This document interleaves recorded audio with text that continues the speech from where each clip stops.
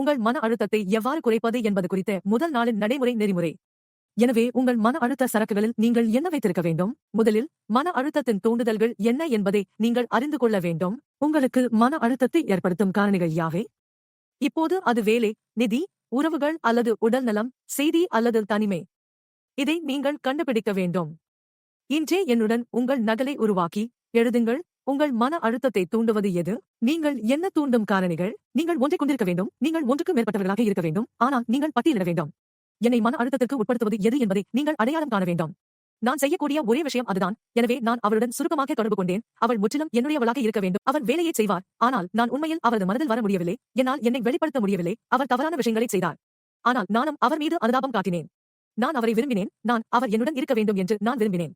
இப்போது என்ன செய்வது? எனவே நான் எனது நாட்குறிப்பு ஒன்றில் எழுதினேன். நான் தொடர்ந்து மன அழுத்தத்தில் இருக்கும்போது என்னை மன அழுத்தத்திற்கு ஆளாக்கும் விஷயங்கள் என்ன? நான் எனது தினசரி நாட்குறிப்பை உருவாக்க ஆரம்பித்தேன். நான் கவனித்த ஒரு விஷயம் என்னவென்றால், இந்த குறிப்பிட்ட பையன் கிட்டத்தட்ட தினசரி அடிப்படையில் எனக்கு கொடுக்கிறார். பின்னர் நான் என்ன செய்தேன்? நான் எப்போதாவது உங்களுக்குச் சொல்கிறேன். ஆனால் அது எனது தூண்டுதல் என்பதை நான் அடையாளம் கண்டேன்.